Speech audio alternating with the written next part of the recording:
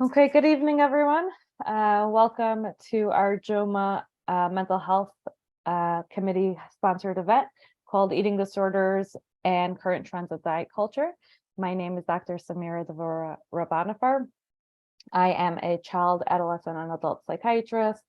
I am the chair of the Mental Health Committee within JOMA, and I work at Montefiore Medical Center as the Associate Program Director of the Child and Adolescent Fellowship, as well as an attending in their child outpatient department.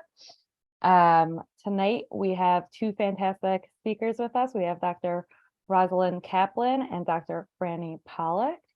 I will start by giving us a little bit of an introduction into who they are, and then we will get started in our discussion. Dr. Rosalind Kaplan is a physician who practiced general internal medicine and primary care with a specialization in eating disorders for over 30 years. She was a medical consultant for Renfrew Center for almost a decade. Currently, she's winding down her clinical career, but she continues to teach medical residents at Cooper Hospital in Camden, as well as medical students in Thomas Jefferson Sidney Kimmel Medical School in Philadelphia. She writes and teaches narrative medicine, and she lives with her husband, who's also a physician, and has 2 adult children and 2 rescue dogs. So welcome, Dr. Kaplan. Thank you for being here. Thank you. Dr. Franny Pollock is a licensed psychologist and social worker. She's been in practice for 30 years. Dr. Pollock has worked at multiple inpatient, day treatment, and outpatient programs. Currently, she's working at Bala Child and Family Associates, where she sees individuals, teens, and families. She also currently teaches and supervises dissertations at the doctoral program at the University of Pennsylvania. She also teaches at Sarah Schneer YU School of Social Work, Council for Relationships, and is a senior trainer for the family-based program in Pennsylvania. Dr. Pollock also gives lectures within the community and has written several articles in journals and has co-authored several book chapters. She's certified in EMDR, IPT, and EFT, and uses a wide range of these approaches for all of her clients. Thank you, Dr. Pollock, for being here as well. Thank you. So for us to get started, I was hoping we're going to start with more general questions. So I'm going to throw the questions to Dr. Pollock first, but Dr. Kaplan, you can chime in at the end. Can we start with just what are eating disorders and what are some signs and symptoms for us to be looking out for? Yeah, so I think people probably have heard of the main eating disorders, if that's, kind of where you want me to go. So anorexia, bulimia, and binge eating disorder. Binge eating disorder has more recently been a disorder in itself. And then there's sort of the atypical eating disorders that don't quite fit into any category, but they're still eating disorders. And right now in DSM-5, which is the new psychiatric manual, they have categorized eating disorders into mild, moderate, severe, and extreme based on, weight, how often someone might binge and purge or just binge. And I find that a very helpful categorization because I think it guides treatment. So that's like a very basic answer. I don't know if Roz, you want to add any? Yeah, I mean, the way that I sort of look at the whole idea of an eating disorder versus what we might feel is, sort of disordered eating. We all sometimes have some eating habits, whatever, that might not be entirely healthful, but it becomes a disorder when it affects someone's physical and or mental health. So it really is the different eating disorders are just different sets of behaviors that constitute the way that someone eats that becomes unhealthy for them. Mm-hmm. Before I ask my follow-up question to that, I just want people in the audience to know that at the bottom, there's a Q&A box where you can post questions anonymously if you have questions during the talk, and we'll get to those questions during the talk. And also at the end, we're going to leave some time to go through those audience questions. Okay, thank you. So for families out there or friends, what are some things that they should look out for in their loved ones to help them identify that there might be a problem with an eating disorder? Dr. Um, Paul, go okay, I ahead. get to go first. Usually eating disorders, besides perhaps unusual patterns with food. So if you see a child or a friend's child or whatever, or a relative, eating less, um, or eating large amounts of food, finding wrappers in their bedroom, going to the bathroom after every meal, because that possibly could be purging or laxative abuse, seeing a lot of weight changes, sudden weight changes, either less or more, which doesn't happen for all eating disorders, but certainly can be a sign. Usually eating disorders, so that's some of the kind of eating behavior, but usually they come along with things like anxiety or depression or more social isolation. So more obsession with their body, their weight, getting weighed a lot. So those are some of the kind of external signs, and also some of the psychological, pieces that you might also see. Yeah, and I'll just throw in, this might be extending to other questions, but we think about eating disorders typically as affecting adolescent girls and young women, but eating disorders can affect people of any age. Children who are younger than teens sometimes are affected by eating disorders, and older women may be affected by eating disorders. Sometimes it's a recurrence or a sort of resurgence of symptoms that happened earlier in life, but they also can occur as new problems for older women. And eating disorders are not unique to women. Men also get eating disorders. It's for a long time, it was felt to be very rare. But in the last decades, we have seen that as culture changes, that those trends have changed. And also we're sort of recognizing it more, and men are more willing to talk about these kinds of things than they were in the past. Very important to highlight.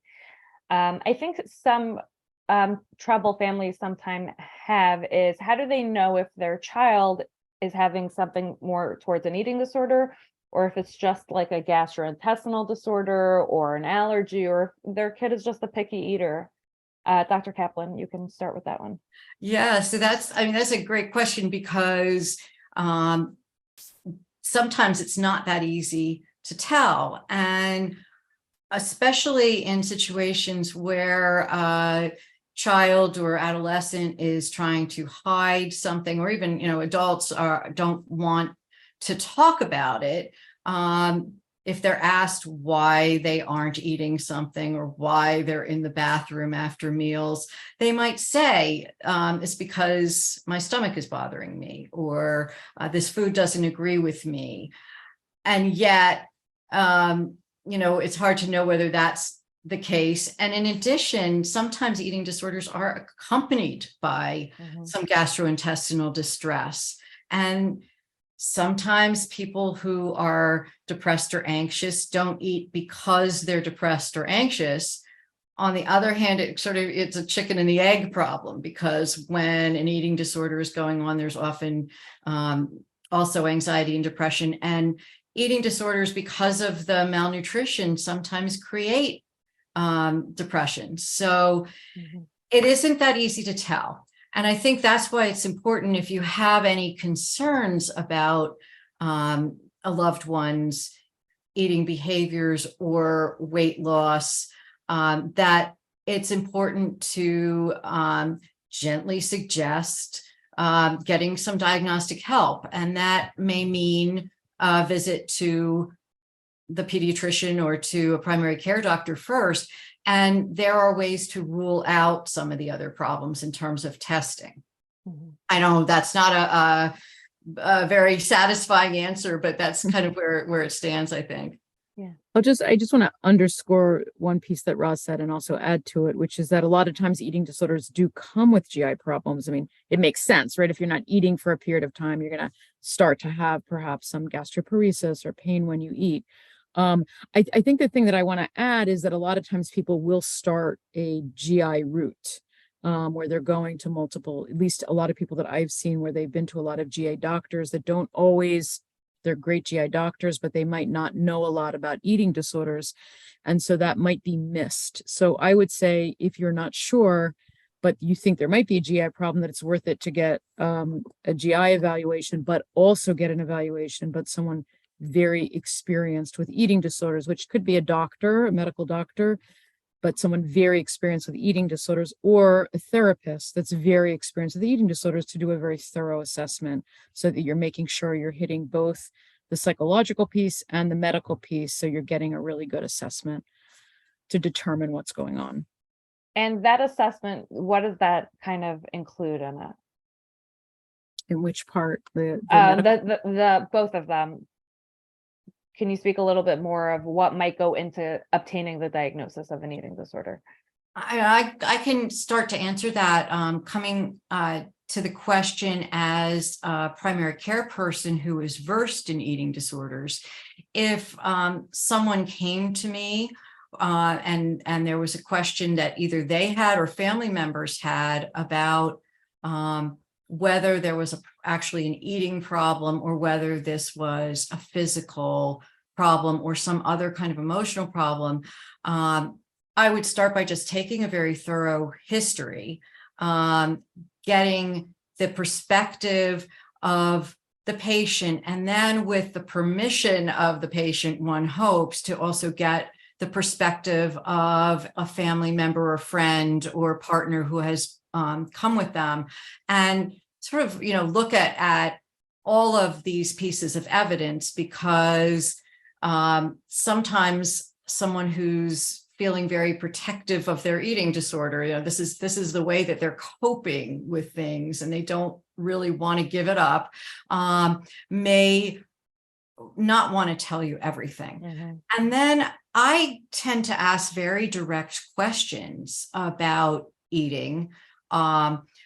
There are questionnaires that we can use that can be useful to pinpoint certain things, but I think they're not enough. I think that we have to go beyond the basic questionnaires that are supposed to identify eating disorders. Those are great in a screening situation, when somebody comes into an office and there's not a suspicion. But I would take a good history. I would ask very directly about eating behaviors. And when it comes to things like binging and purging behaviors, use of laxatives, any of those things, I think that by asking the question directly in a way that, makes it no different than any other question that I might pose in a medical interview, it sort of detoxifies it for the person who's having the questions asked. If I say, "Are you vomiting after meals?" that person then realizes that, I know about these things a little bit, and it's not going to shock me, and I'm not going to start screaming. So they may be much more willing to just say it. So I tend to be pretty direct about it. I will also, on physical exam, look for certain signs. There are obvious signs in people who have advanced eating disorders, but not in people who have milder eating disorders. So somebody who's had an eating disorder for a while, if it's severe, for instance, if they're purging, you may see signs of tooth decay in specific places on the teeth because of acid in the mouth. You can sometimes see enlargement of the parotid glands, which happens when there's been a lot of vomiting and a lot of acid. So there are physical signs. Weight is important.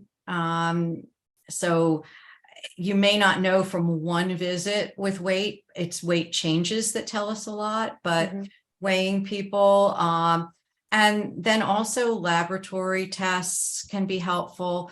And then if there are specific gastrointestinal concerns or other physical concerns, to sort of address those and look for patterns that would suggest that they belong to another diagnosis as opposed to an eating disorder. That was helpful. Thank you. So once someone has a diagnosis of an eating disorder, who are they supposed to be seeing? Who should they be following up with as part of their care, Dr. Powell?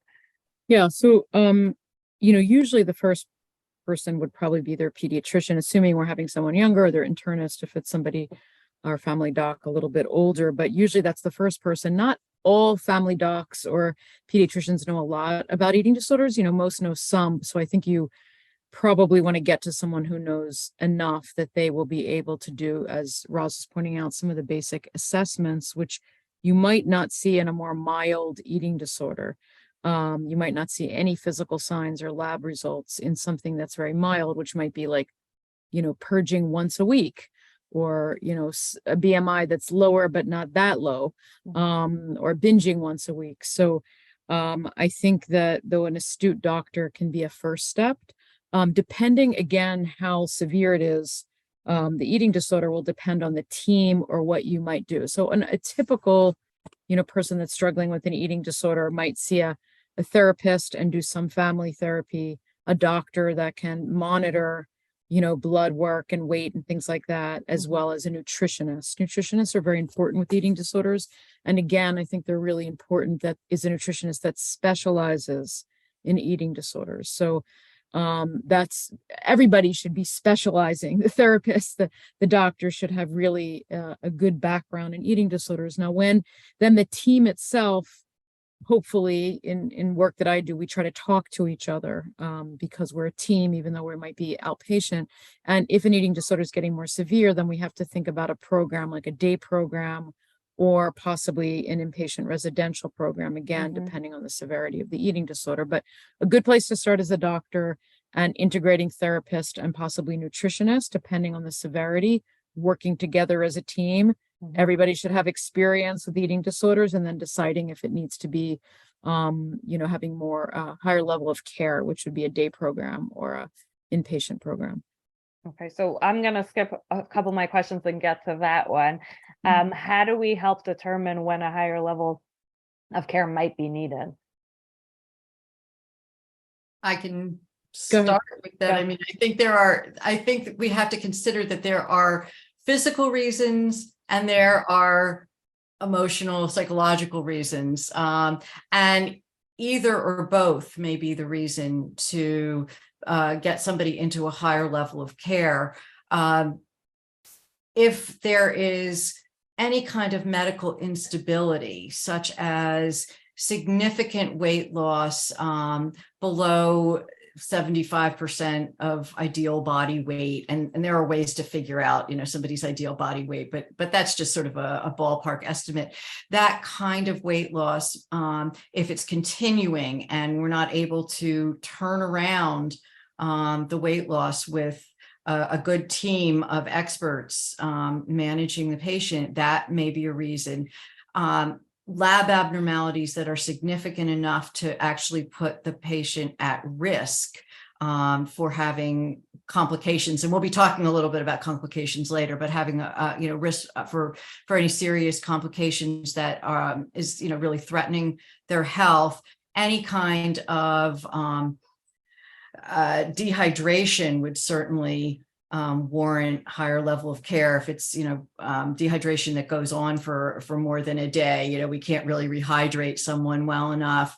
So if they're dizzy or fainting, these are all reasons that we might, for physical reasons, want to have somebody be in a higher level of care. And an eating disorder facility is where we would want that to happen, because although someone might need to be initially emergently stabilized in an emergency room or a medical hospital, medical hospitals really aren't equipped to manage the emotional parts and nutritional parts of the eating disorder.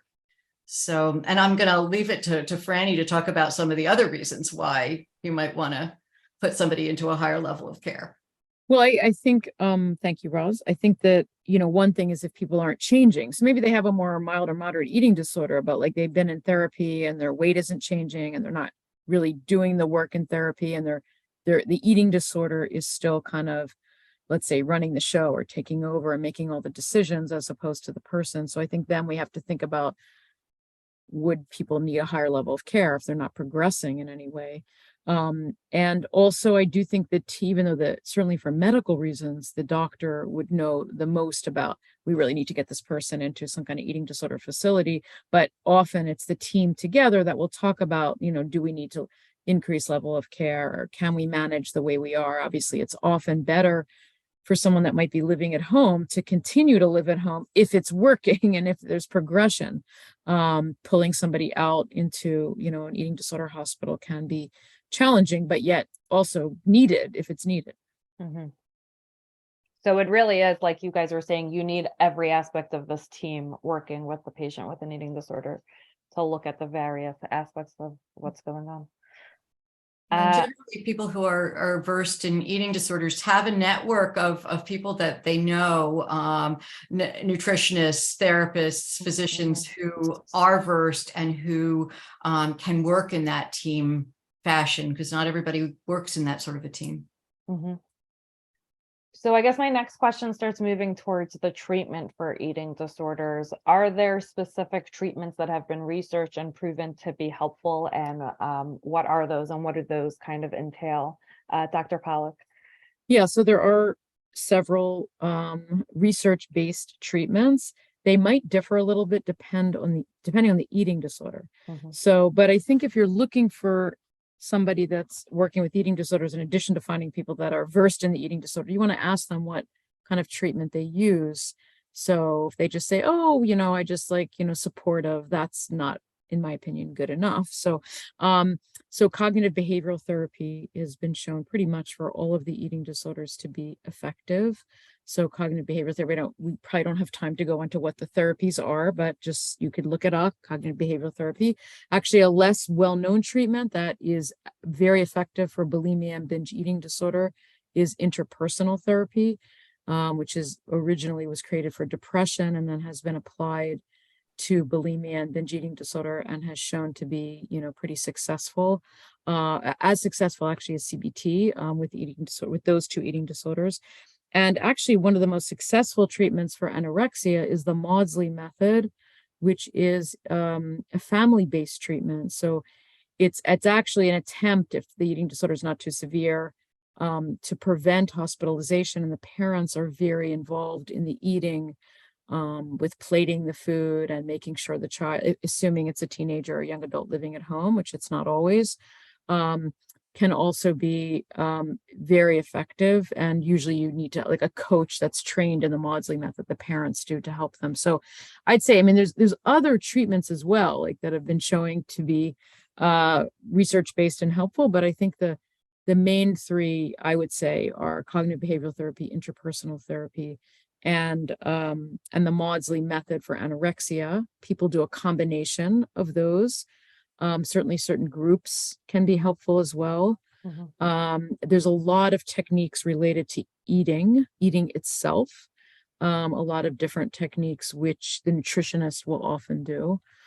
So yeah, those are the main, I think, the most research-based ones. But again, people might integrate, like I do EMDR, so I might integrate that. It's a research-based technique in general for trauma. So if trauma is involved with the eating disorder, I'll add that in. So there's different techniques that can be added in. Mm-hmm. And Dr. Kaplan, from the medical perspective, in terms of your role in the treatment, can you speak a little bit more to that? Yeah, so as the medical doctor, one of the things that I have to do is make sure that there's stability in terms of just general physical health. So we would monitor electrolytes in someone who, for instance, who's losing a lot of weight or who's vomiting. We might need to monitor hydration, nutritional deficiencies. And so part of the treatment is going to be obviously to do whatever we need to do to keep those parameters stable. Mm-hmm. And we ideally do want to keep the patient at home. So the more we can do in terms of keeping them medically stable, that's part of the treatment. Another piece of it is that we can use some medications, and it doesn't need to be the mainstay of treatment, and in fact should never be the mainstay of eating disorder treatment, but there are medications that have been shown to be helpful in certain situations. And for instance, in bulimia, antidepressants in the group of Prozac, Zoloft, the SSRI type of antidepressants are useful in decreasing the binge purge behavior, and certainly can help to address anxiety and depression that are having a part in it. In anorexia, it's a little bit more complicated because sometimes with malnutrition, those medications aren't able to be as effective as we want them to be, because we don't have as much in the way of neurotransmitters to work with, because patients who are really malnourished aren't making the neurotransmitters that these medications act on. Binge eating disorder is sort of separate in the sense of the kinds of complications that occur and also the kinds of treatments. And there are a couple things that have been studied only, I would say only in the last 5 to 10 years. There have been more options for treatment of binge eating disorder. Some people have used SSRIs for that. But there's also some evidence that certain ADD medications may work for that. And then some of the newer diet medications are being looked at in binge eating disorder. Mm-hmm. Okay. I'm just going to go to the chat for a second. Someone is asking, when you mention CBT, do you mean CBT-E? -E?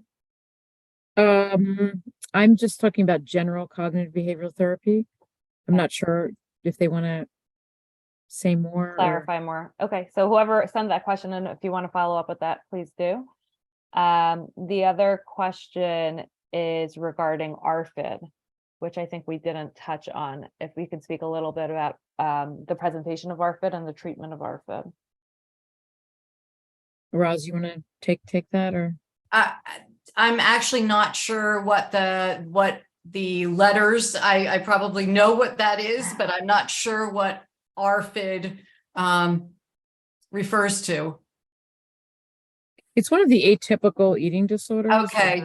Yeah. So I think the treatments are pretty similar.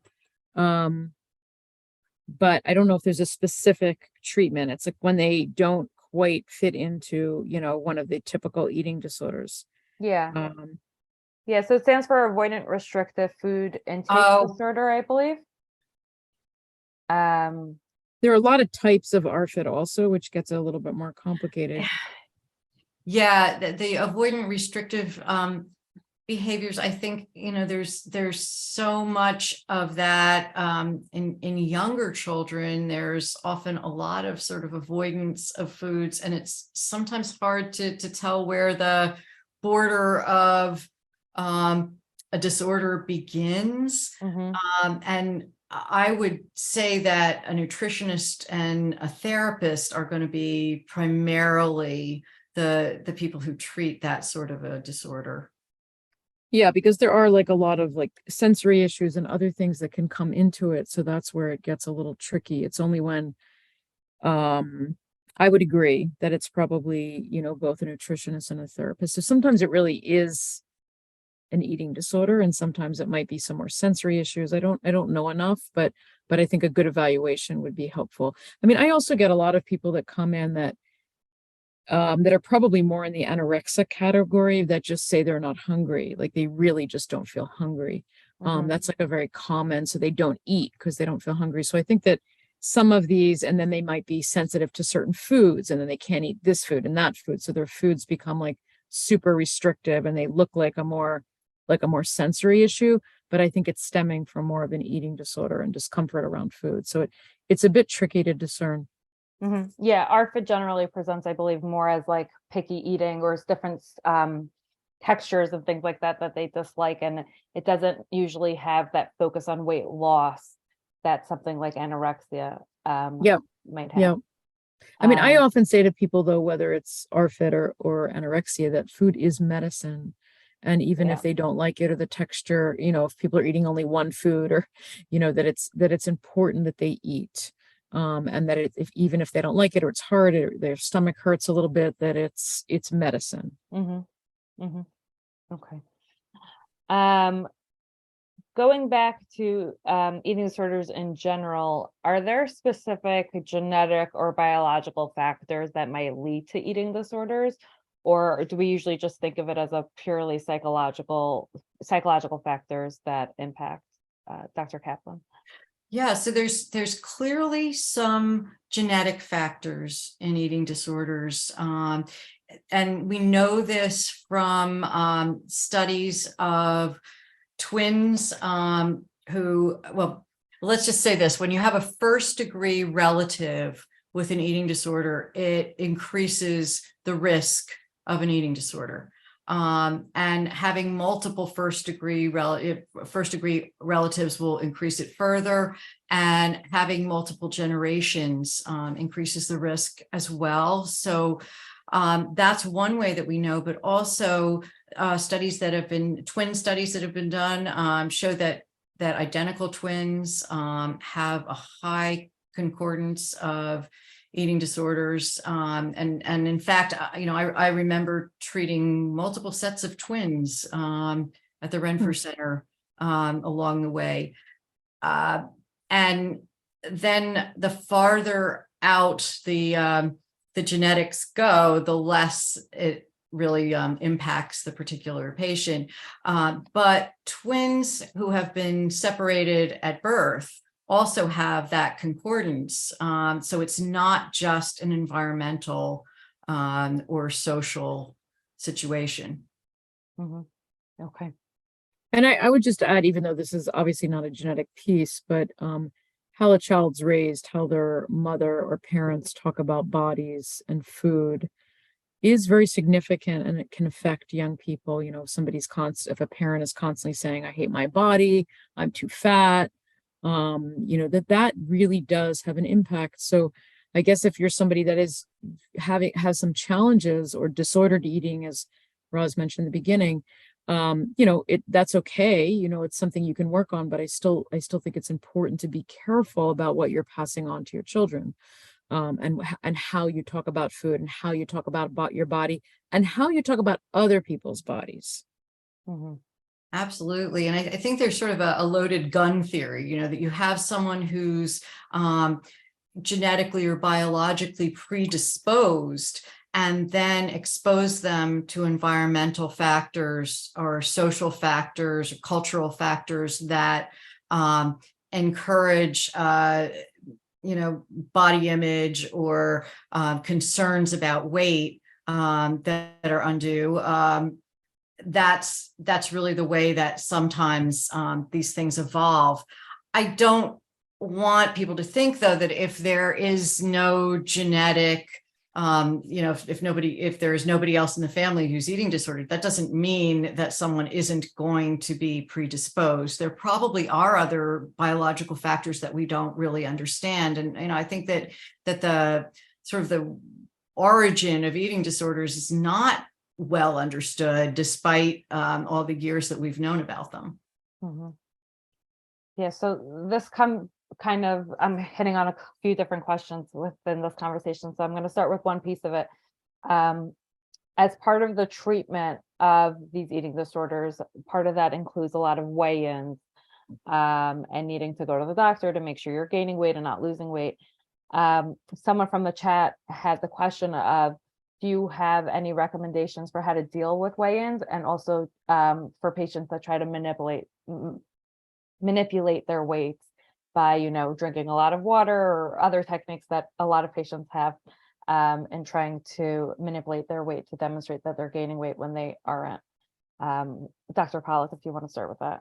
Sure. I think Dr. Kaplan probably has more to say, but generally anybody that has an eating disorder that I work with, I recommend blind weights. Mm-hmm. And I talk to the doctor about that. And often, like, if I didn't talk to the doctor yet, I had somebody recently with binge eating disorder who was, not everybody with binge eating disorder is necessarily a lot larger, and not everybody that's larger has a binge eating disorder, just to challenge that myth. But this young person was, and the doctor kept weighing her, and it was devastating, and telling her the weight. So blind weights, where the doctor knows, the team knows, is helpful. It's not necessary. I think that, there's a different kind of orientation. I think weight becomes, and the number becomes very powerful, even though we could say it doesn't really mean that much, but it is very powerful for people with eating disorders. So we want to just take that pressure away. In terms of manipulation, I mean, I think, again, Ross can speak more to this. Like when you're getting weighed, you're usually, you're not gonna have certain things on. So it's going to be a more accurate weight, but yes, you could water load, but over time that's going to like come out a little bit. Do you want to say a little more about that?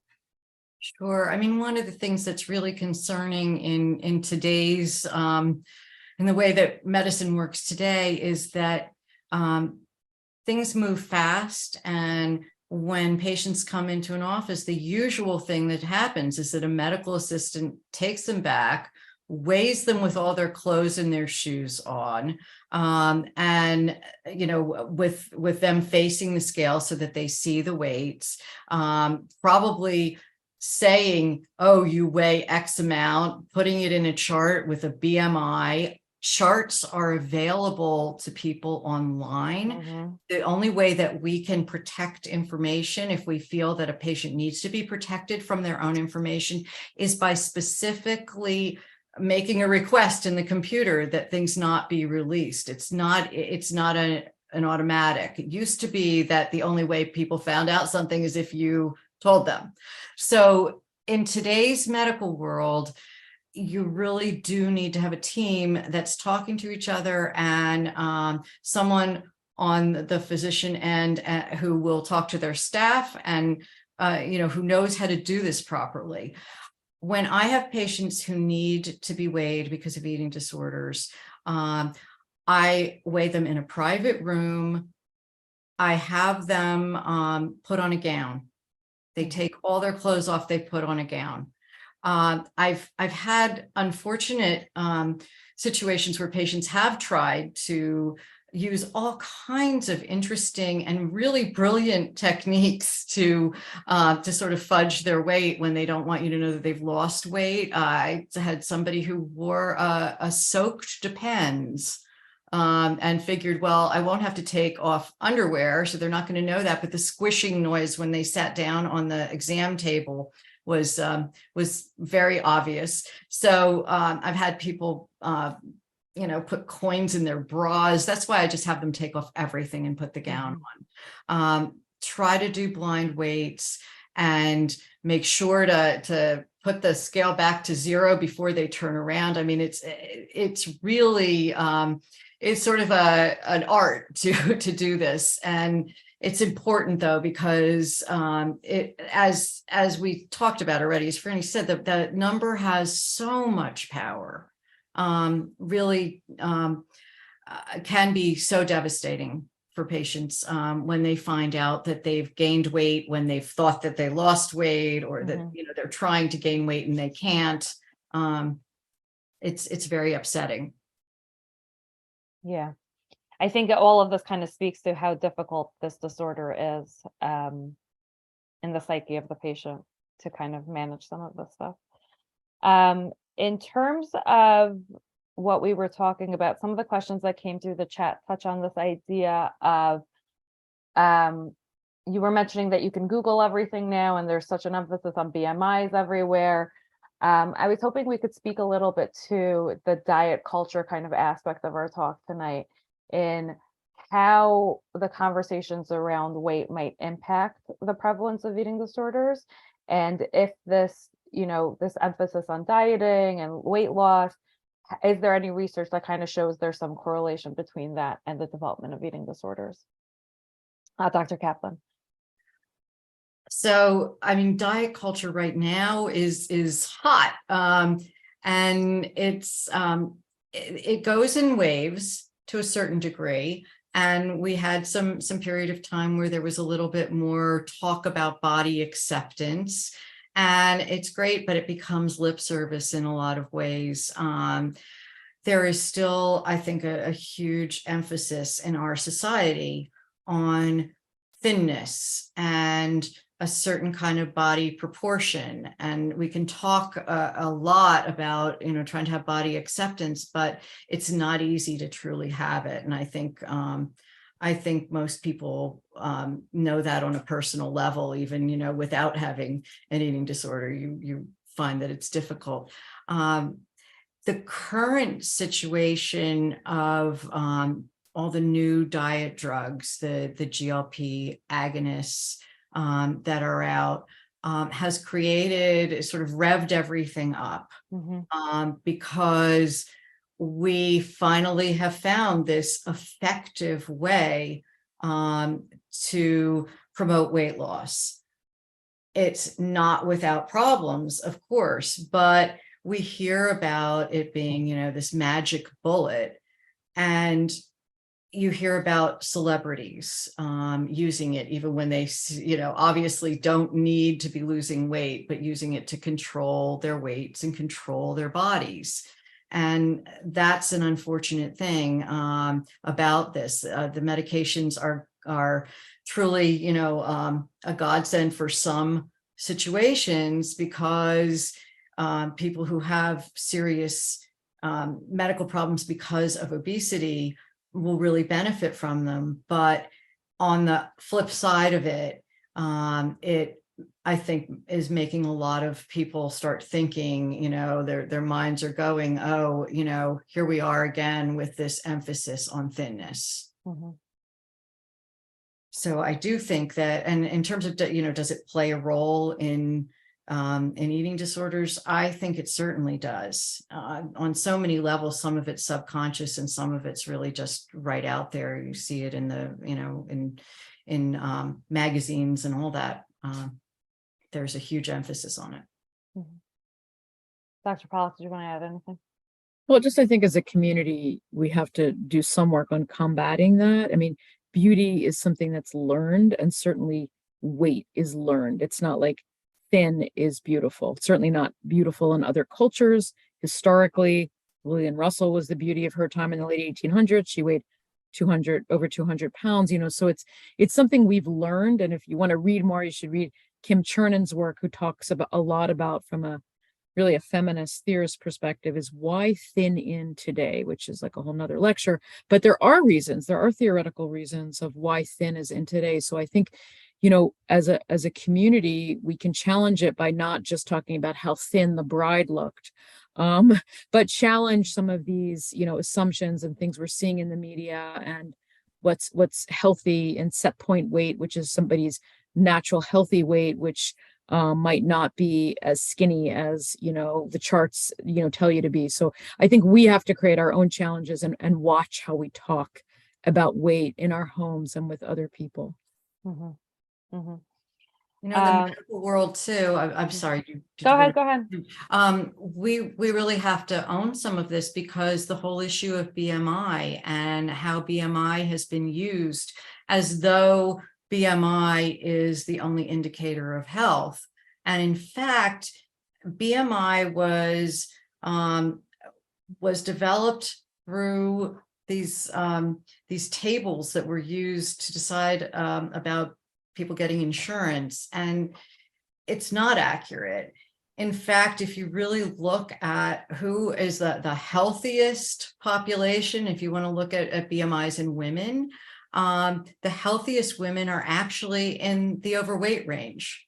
They're the women who live the longest, who have the least medical problems. It's not the women who are in the normal BMI range, which really puts us in a bind. I mean, if we're calling that normal, and yet it's not the optimally healthy BMI, there's something wrong. Fascinating. Yeah. I think a follow-up question that we're also seeing in the chat is, with all of these GLP-1, is there any role for them in something like binge eating disorder? Do you think that they actually kind of contribute to eating disorders, or is there a role that maybe they can actually help prevent them? I don't know if we have an answer to that, but Dr. Kaplan, go ahead. I mean, I have looked at there's very, very limited data on this. We don't even understand how these medications work yet. We're only beginning to understand some of that. And, they were originally being used to control diabetes, and people were losing some weight on them. And the way that they work essentially is by allowing the insulin to work better. The insulin's there to work better to avoid hyperinsulinemia, which then encourages weight gain biologically. And so I'm sorry, I like lost my own train of thought there.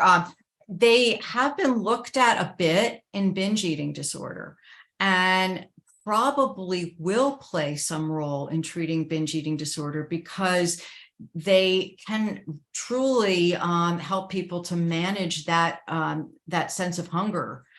They create a sense of satiety and make people more comfortable with eating less. So in somebody who's binge eating, they may turn out to be very useful.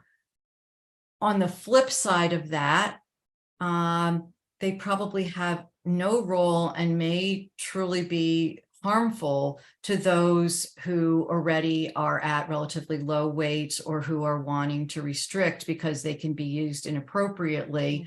And, you know, there's already something of a black market for these medications. So we have to be, you know, very circumspect. And in order to maintain weight loss on these medications for people who are using them for obesity, they're going to have to be taken forever until something else is discovered. So this is a very long-term proposition. I think the same will be true in people with binge eating disorder. You know, when the medication stopped, the problem resumes. So there has to be more than just that medication. Okay.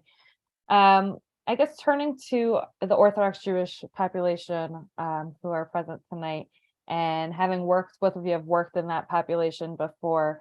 Have you, through your work, noticed that there are ways in which eating disorders present differently, or that the treatment needs to be adjusted for this population? Dr. Pollack? Yeah, I mean, I think a lot of it's the same, and a lot of the treatments that we've talked about, both medically and psychologically, are similar. I think some of the unique pieces that I will, address is, one, I think even though Roz was saying before how like a lot of eating disorders people try to hide, particularly anorexia and bulimia, but binge eating disorder too. So people might not be as honest about it. And that's always challenging. That might be a little more pronounced in the Orthodox community. There might be more shame, more reasons for shidduchim, like that you don't want to say you have an eating disorder. There might be more of a black mark on you if your child has an eating disorder or in her. So there's more, and because of that, people might not get help as quickly. So I would say, to people, like, it's really important if you see signs of an eating disorder in your family or a close friend or extended family, that you address it and think about the concept of secrecy versus privacy. So secrecy is more like nobody can know this is bad. And privacy is more of like, yeah, this is happening. There's an eating disorder in our family, and we're going to just tell a few people that we can trust, but we're going to get the help we need. So I think things can be kept private. It doesn't have to be announced in a community, but if people don't get the help, which is something I do see, and people might come later when things are more, they might start more mild.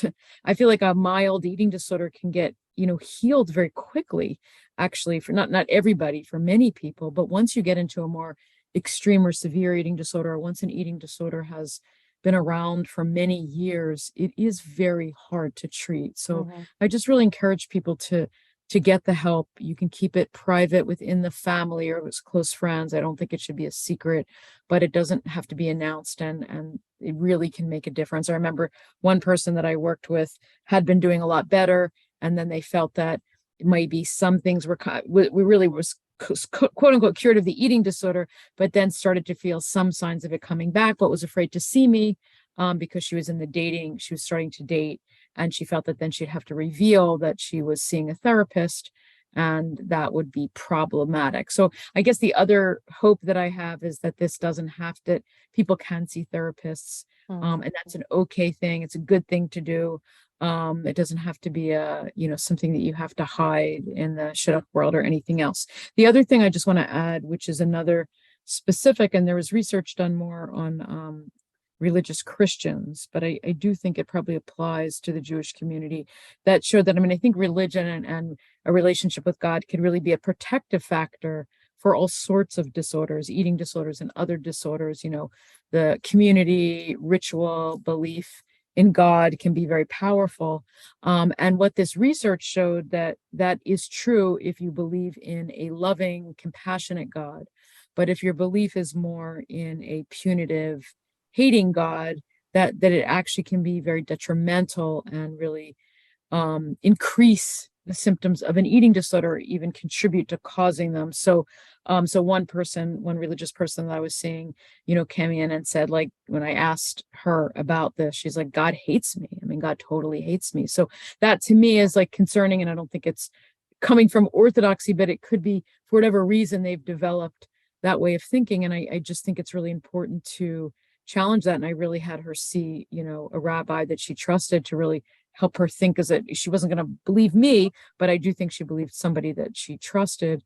But you do want to like sort of discern that, like, what is someone's relationship with God, and can that be a healing factor, which it can be, or is it actually a harmful factor? I think the other thing that some of the things that have been written, sometimes the holidays can be very hard with people struggling with food issues because there's so much of abundance of food during the Chagim. So, I mean, that can be navigated, but it is a challenge, and Shabbat as well. But it is a challenge sometimes for people that are struggling with eating disorders in the Orthodox community. So those are a few of the pieces. Dr. Kaplan, did you want to add anything? No, I think Dr. Pollock really covered that, and I have nothing to add on that. Okay. I have one more question, and then there are a couple of questions in the chat that I want to get to in our last few minutes. For someone who does have an eating disorder, if they're thinking about going to sleepaway camp or seminary, or something different than what their treatment currently is that something that's possible for someone with an eating disorder, and what considerations need to be taken into account? Dr. Kaplan, you could start with this one. Yeah, I mean, I think it's possible and probable for many patients with eating disorders to move on and do the things that they want to do in their lives. And in fact, trying to maintain, that the happy parts of their lives and the normalcy of moving forward is ideal if they're medically stable and they're not depressed or anxious in a way that's going to make a change in environment harmful to them. Mm-hmm. And I think in terms of medical stability, that can be monitored if they're stable enough at this point to go. And the concern is, well, are they going to get worse? Is this going to become a problem? Can we continue moving forward to get better in another place? In most situations, this may not be true at sleepaway camp necessarily, but sleepaway camp is also a very short-term proposition. Setting up follow-up and setting up a team wherever it is that the person is going to be. And, most higher education, many types of higher education can accommodate that, can help within the institution. A lot of universities have programs because it is often that age group that's affected. They often have programs for people who are at the university. And if not in the community, there's often physicians and therapists who can be helpful. And I think the only thing I'd add is sometimes, and I do think it's great if possible for people to move on with their lives, which means being in school as opposed to being at home or going to seminary or camp. But it often is helpful to have a contract that's created. I do a lot of contracts with the parents, whether it is a teen or a young adult, that spells things out really clearly. So if they're going to seminary, you might need to see a therapist once a week. You'll have weigh-ins, blind weights by the nutritionist or the doctor, and that if your weight drops X amount, you might need to come home. So just that there's a contract that's created by the current team with the parents and the teen, so that they know, and everybody signs it so that it's very clear what's going to happen, what's expected. And if it doesn't work, it's really for your safety that you come home. It's not a punishment. So I think that creates more buy-in, let's just say, to doing this. It probably also decreases the back and forth arguments that might happen between Yes. parents and kids when it's just Yes. clearly delineated. Yeah, and the Right. anxiety that the parents and family feel might be a Right. lot more than the anxiety that the younger person is feeling. Yeah. Absolutely. So that I think leads into some of the questions in the chat. Someone is asking if a teen was showing early signs or symptoms of a possible eating disorder, does weighing that child to track their health potentially place too much of a focus on the weight and increase that risk for developing an eating disorder? That's a tough question. There's lots and lots of little pieces in there. But I think that probably working with the pediatrician Mhm. and allowing that something to be set up in the pediatrician's office so it isn't the parent who's making the decision about how often to weigh. If the decision is made that it's not always going to be in the doctor's office, that sometimes it will be at home, how is it going to be done at home? Is the child going to know the weight? Is the child not going to know the weight? I mean, I think that setting those things up in a way that is most useful is important, and not just sort of deciding to do serial weights without some guidance. What do you think, Dr. Pollock? Yeah, I mean, I agree with that. I don't think parents should be weighing kids. I think it's potentially a hard dynamic, but going to the doctor, the pediatrician, and let them take that piece over, I think is a good piece. I think if you're worried about your child and eating disorder, perhaps like get rid of the scale in the house or put it somewhere that they're not going to have access to it, I think is valuable. And then maybe they should have like a couple sessions with a therapist just to have a little bit more of an assessment. I mean, I find if somebody comes in like right in the beginning of an eating disorder where it's still pretty mild, I think there's a very high chance of reversing it. So I think to me, it's like a good time to be aggressive because you can really shift it, I believe, pretty quickly. I think that's such a great point, because once somebody's had an eating disorder for a while, particularly when there's weight loss involved, it sort of starts to take on a life of its own that is partly psychological, but also is partly biological. And once that piece really kicks in, it gets harder and harder to get out of the pattern. Yeah, it sounds like that's the biggest takeaway tonight, is that early intervention is probably the best bet. Just one more question, because this came in earlier on and I said I would answer it.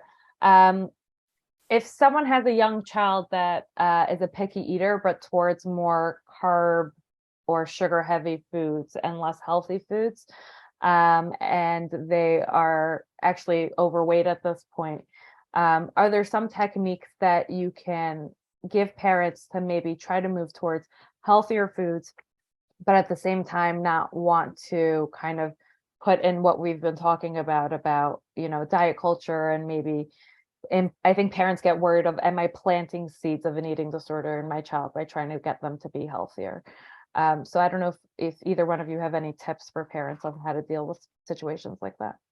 I mean, I think part of it is, what people eat as a family is very important, as opposed to that child having different food.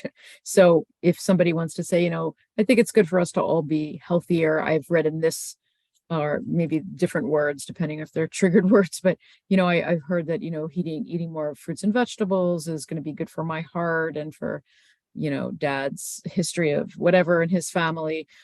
So we're going to eat more fruits and vegetables, and we're going to be, just talking more about, sort of healthy eating, for the family, and eating 3 meals.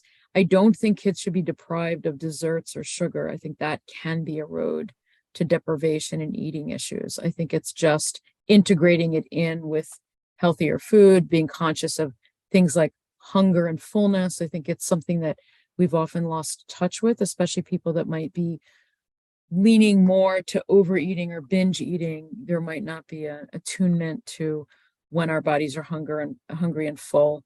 And so tuning into that, you're not going to have 5 pieces of cake. You're going to have 1 piece after dinner. So I think that's the road if you're a little concerned, but nobody has an eating disorder that I would take in. And also exercise that people enjoy, not like you must now walk 3 miles, but if there's any kind of either a sport or just any kind of exercise that people might enjoy, I think that's also helpful for young people.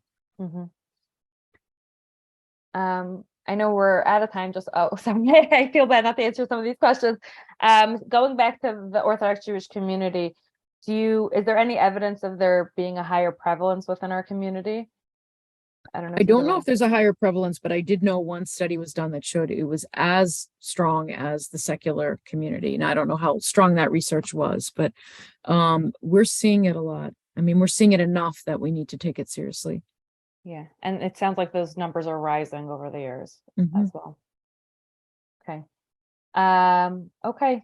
I think I'm gonna hold off here as it's 9 o'clock and I want to respect everybody's time. Thank you both so much for a really informative discussion. For anyone who's on here, this is recorded and should be uploaded to JOMA's YouTube page within the coming week or two. And then you should also get a follow-up email at the end if you registered with that link as well. Thank you for coming. We hope to see you again at one of our next mental health webinars. Have a good night, everyone.